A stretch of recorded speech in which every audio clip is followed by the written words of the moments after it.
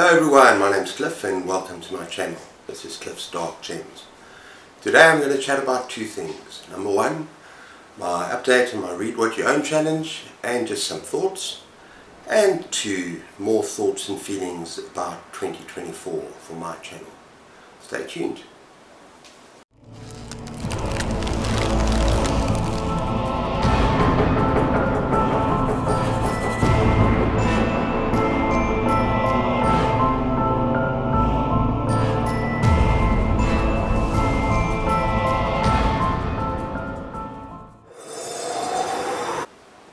Okay everyone, first of all the Read What You Own challenge, and now the hosts and co-hosts that I haven't mentioned before properly, and I apologise for that, are another Bibliophile Reads, Ollie from Criminally, MJ and Fiberazzi. So yeah, I'm going to link them all down below, and I apologise if I haven't mentioned them too many times before, but yeah. Now I've read 35 books so far. I would have preferred to have maybe got to about 45, closer to 50 books, but that's okay.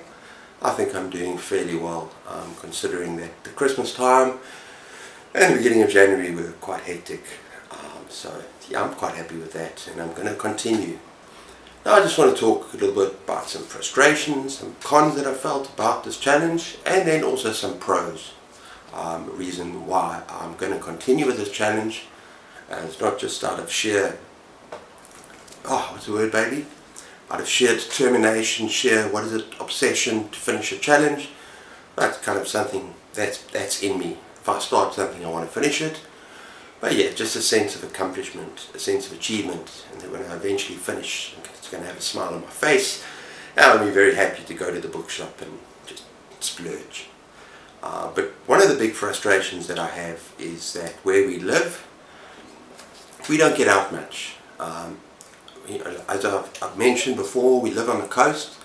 We've got a small little coastal village stroke town, and what we do is we never eat out. We sit on the patio, we make a fire, we have a braai, a stroke barbecue, and when we go out we take our dog for a walk along the beach, have a swim in the pool, that kind of thing. So we don't go out to dinner. So one of the joys of my life, when I get a bit of cabin fever, I need to get out, is to go to our little second-hand bookshop and browse for 2-3 hours and pick up those gorgeous books that I see. And that's kind of not what I'm doing right now, so it gets a little bit frustrating at times, because that's really all I spend my money on. Obviously buy groceries and things that will make us live, but that is sort of the joy that I've had to get out. Yeah, I'll take drives along the coast and we do other things, but that's a primary thing that we do. But, as I said, I'm going to continue with it for a couple of reasons. Number one, I've actually saved quite a lot of money, because sometimes when I go out book shopping, I do go overboard, like I'm sure we all do. And second is that I'm kind of stubborn. That was a word I was looking for earlier. That if I start a goal, and I think it's a Sagittarius thing, if I start something and I really get into it, I make sure that I actually finish it, no matter how frustrating it gets sometimes. But I'm determined, because I know that when I finish to 100 books, it's going to give me a huge sense of accomplishment, that I've made it. But I do want to give myself till the end of May to see where I'm at, because I don't think I'm going to be quite there by May. I might be by the end of May. If I'm very close, I will go halfway into June and make sure I finish then. But still, it's been good to actually browse my shelves and stuff like that. Look, another advantage is to not buy new books is to take part in book clubs and things like that, because you can't take part if you don't have the book. But that's going to get to my next point now. Okay, and the second point is sort of honest thoughts on 2024, and I'm going to be honest.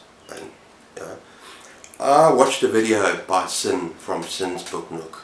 Check out her awesome channel, and this video was entitled Low Stress, High Enjoyment, My 2024 Plans. And I particularly resonated with that video and some of the things that she said in this video. And first of all, the things when she talked about readathons, she talked about that they're kind of stressed out. And I kind of feel the same way. They do stress me out. And last year, not completely, I take part still in readathons, but often last year I felt really stressed, I felt worried, I felt obliged to finish books that I didn't want to finish, I felt obliged to read on time, and when I didn't, I felt let down, that I let down myself and the other people on the readathon. And it was a real struggle for me sometimes. And like I said, I still want to do readathons. I want to take part in maybe a handful, but I'm not necessarily going to do a deep dive into the readathon with prompts and goals in terms of finishing in a week. I never do weekly or 2 weekly readathons. I kind of tried this month, but it didn't really succeed. And there's a number of reasons for my stress with readathons. The first being is that I like to do my own TBR, and the reason I do my TBR is I think very carefully about it, and I often put down about 18-20 books that I am excited to get to for that month. And it's not all horror, but the majority of it is going to be horror, but books that I want to read, and different kinds of horror. And then I might throw in like maybe a fantasy, and maybe a non-fiction, a graphic novel, which I've been doing this month.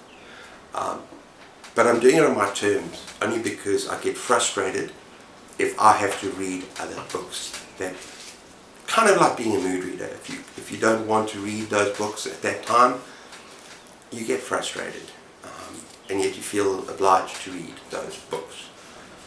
And yeah, I get a little bit, get my knickers in a knot with that sort of stuff.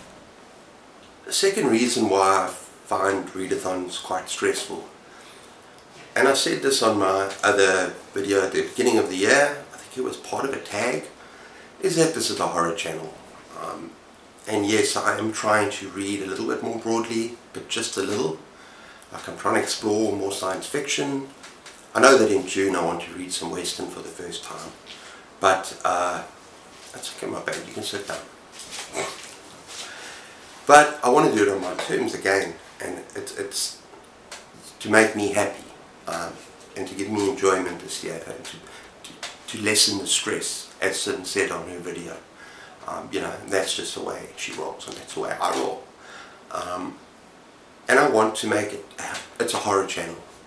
And so if I take part in 2 or 3 different readathons, where my TBR of 14 books is made up, 6 of those books, or 8 of those books, is made up of non-fiction, or fairy tales, or this or that, that doesn't work for me, because you're not reading what you want to read. And the whole purpose of reading what you want to read is to make you happy. It's got to be an enjoyable experience. And I find that if you put too many things in there, yeah, it's just going to be stressful. Okay, one thing I do really enjoy, and that is buddy reads. And there's a couple of reasons for that. Number one, it is less stressful, especially if it's just one-on-one. It's because the two of you can choose a book. You can choose a time when to read it over a month. You know, as you're reading it, you can chat together, and I find that a lot of fun.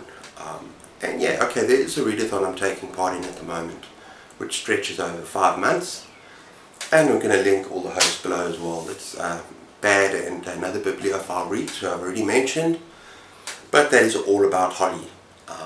And in fact, on Wednesday, we're having a live stream, and I'm going to get to that in a minute. And yeah, that is awesome, because it's just, there's no prompts where you feel you have to fill the prompts, and there's no stress in terms of making a commitment and making a time thing. It's very just relaxed. But look out for that live stream. It's happening on Wednesday, and it's all about Holly, where we're going to talk about Finders Keepers, which was pretty awesome. So that should be fun. And that brings us to live streams. And now I suffer from anxiety. I suffer deeply from anxiety. It's almost a mental illness thing, where I struggle with people, and that's why our lifestyle at the moment is perfect for me. So it seems kind of contradictory that I would enjoy live streams so much, after everything that I've said. But live streams, I get a kick out of it. I get a thrill. I enjoy being there in that limited time. 1-2 hours, you're there, you chat generally about books or a book, and then it's over, and it's fine, and I can manage that. But one of the problems I do have with live streams is difference in time zones. And that's also a problem I've had with kind of joining and chatting with, what are these things called, babe? Not readathons? Sprints. Sprints, yeah, sprints. Because a lot of them take place at 3-4 a.m. this side, or 2 a.m. And unfortunately I can't do that. So there's All About Holly. I'm very fortunate that all the hosts and everyone have been so kind to change the time slightly so that I can take part. A solution to that is that I want to start my own show. And my thoughts is that I'm going to do a show on Sunday evenings, South African time, so that all my awesome friends from the UK and from the US can maybe fit it in, some of them, on Sunday mornings, for a coffee time for them and for me. Let's just say coffee time, but it'll be really fun, and I'm looking forward to trying it. Once I've got my head around 2024, I'm looking forward to starting to do that.